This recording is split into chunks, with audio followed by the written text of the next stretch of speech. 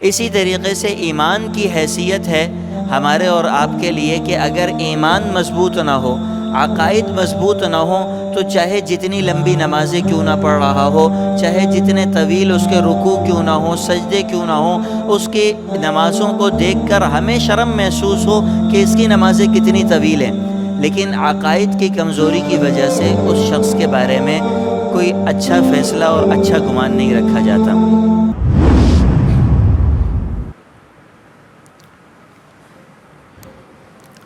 نحمده ونصلي على رسوله الكريم اما بعد۔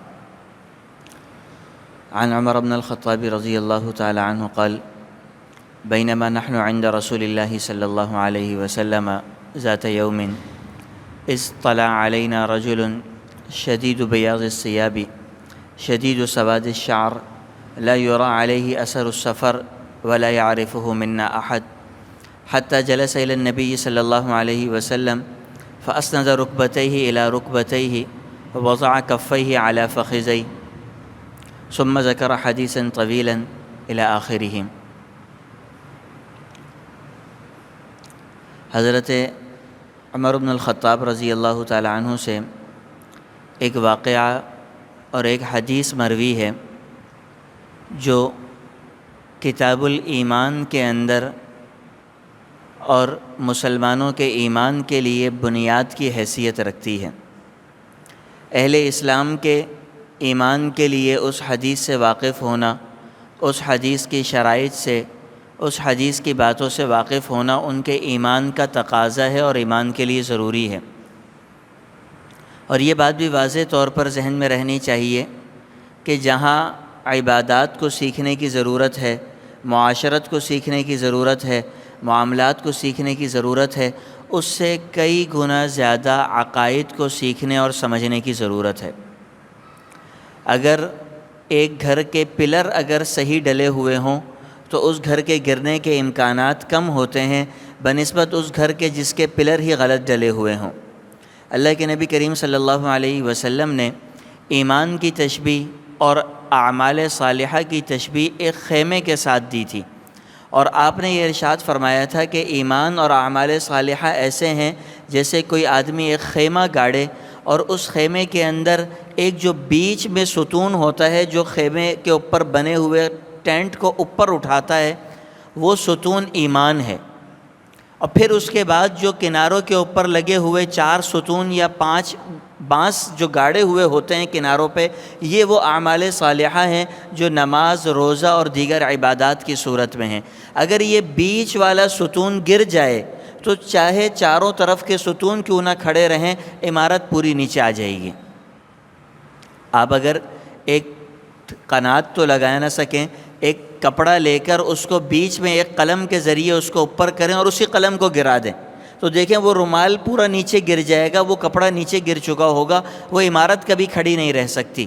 کسی عمارت کے درمیان کے جو ستون ہوں اگر وہ ستون گرا دیے جائیں تو عمارت چاہے جتنی مضبوط کیوں نہ ہو ایک وقت آتا ہے وہ بھی نیچے گر جاتی ہے۔ اسی طریقے سے ایمان کی حیثیت ہے ہمارے اور آپ کے لیے کہ اگر ایمان مضبوط نہ ہو، عقائد مضبوط نہ ہوں، تو چاہے جتنی لمبی نمازیں کیوں نہ پڑھ رہا ہو، چاہے جتنے طویل اس کے رکوع کیوں نہ ہوں، سجدے کیوں نہ ہوں، اس کی نمازوں کو دیکھ کر ہمیں شرم محسوس ہو کہ اس کی نمازیں کتنی طویل ہیں، لیکن عقائد کی کمزوری کی وجہ سے اس شخص کے بارے میں کوئی اچھا فیصلہ اور اچھا گمان نہیں رکھا جاتا۔ ایک دفعہ آپ صلی اللہ علیہ وسلم نے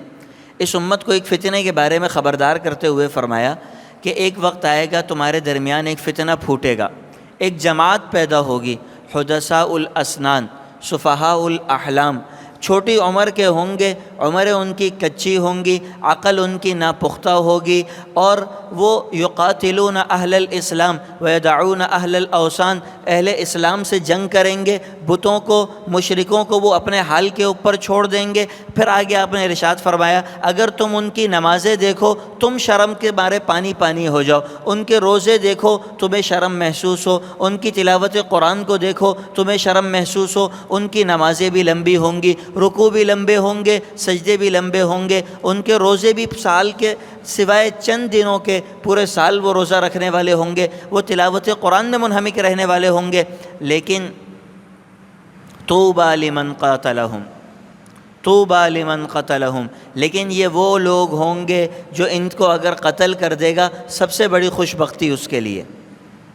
داڑھی بھی ان کی ہے، نماز بھی پڑھنے والے ہیں، روزہ بھی رکھنے والے ہیں، قرآن بھی پڑھنے والے ہیں، زکوٰۃ بھی دینے والے ہیں، نمازیں ہماری نمازوں سے اچھی، روزے ہمارے روزوں سے اچھے، قرآن ہمارے قرآن سے اچھا، لیکن عقائد کی خرابی کی وجہ سے حال ان کا یہ ہوگا کہ یہ مسلمانوں کو تو قتل کریں گے،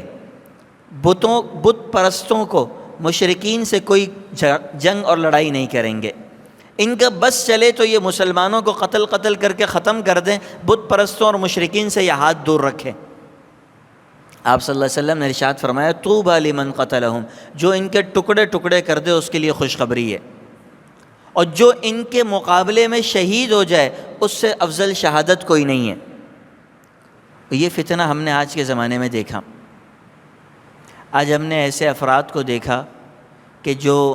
بظاہر داڑھی بھی تھی، بظاہر قمیص شلوار بھی تھا، سنت لباس بھی تھا، اور ساری چیزیں ان کی ماشاءاللہ بہت اچھی تھیں، لیکن اہل اسلام کے اوپر تو وہ حملہ کرتے ہیں، کبھی کسی مسجد کے اندر، کبھی کسی جگہ کے اوپر، لیکن یہ توفیق ان سے نہیں ہوتی کہ جا کے کفار و مشرکین سے لڑ لیں۔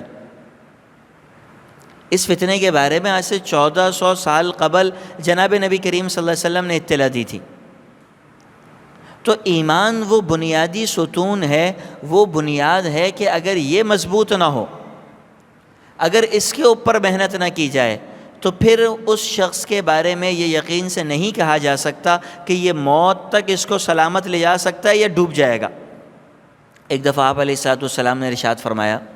آپ نے فرمایا بعض ایسے لوگ ہوتے ہیں جو خوب نیکیاں کرتے ہیں، خوب طاعات کرتے ہیں، اللہ کو راضی کرتے ہیں، اور اللہ کو اتنا راضی کرتے ہیں، اتنا راضی کرتے ہیں، اتنا راضی کرتے ہیں کہ جنت اور ان کے درمیان صرف ایک بالش کا فاصلہ رہ جاتا ہے۔ وہ اللہ کو راضی کرتے کرتے اعمال، عبادات، طاعات کرتے کرتے جب جنت کے دہانے پہ پہنچتے ہیں تو پھر ایسے برے اعمال سرزد ان سے ہوتے ہیں، چند اعمال گنتی کے، کہ اللہ ان کو وہیں سے اٹھا کر جہنم میں پھینک دیتے ہیں۔ اور بعض ایسے بدبخت لوگ ہوتے ہیں ظاہری طور پر کہ ان کی زندگی کا ابتدائی حصہ اللہ کو ناراض کرتے ہوئے گزرتا ہے، نہ اعمال کی فکر ہوتی ہے، نہ عبادات کی فکر ہوتی ہے، نہ طاعات کا کوئی خاص اہتمام ہوتا ہے، فرائض و سنتیں بس پڑھ لی تو پڑھ لی، اس کے بعد وہ اس سے آگے کی ان کو توفیق نہیں ہوتی، یہاں تک کہ بسا اوقات فرائض بھی نہیں پڑھتے، تارک فرض ہوتے ہیں۔ ایک وقت آتا ہے کہ جہنم اور ان کے درمیان ایک بالش کا فاصلہ رہ جاتا ہے، اور ان کے جہنم میں گرنے کا وقت ہوتا ہے کہ اچانک یہ کوئی ایسا کام کرتے ہیں اللہ ان کو یہاں سے اٹھا کے جنت میں ڈال دیتے ہیں۔ تو یہ وہ عقائد ہیں، اگر یہ مضبوط ہوں تو اس کے بعد پھر مسئلہ نہیں درپیش ہوتا، پھر اعمال میں کوتاہی بھی ہو تو اللہ رب العزت درگزر فرما دیتے ہیں۔ لیکن اگر عقائد میں کمزوری ہو، ایک آدمی ساری زندگی عبادات کرے، صدقات دے، خیرات کرے، اللہ اور لوگوں کے اوپر خرچ کرے، مگر عقیدے میں سے لا الہ الا اللہ کا قائل نہ ہو، ساری عبادات بیکار ہیں۔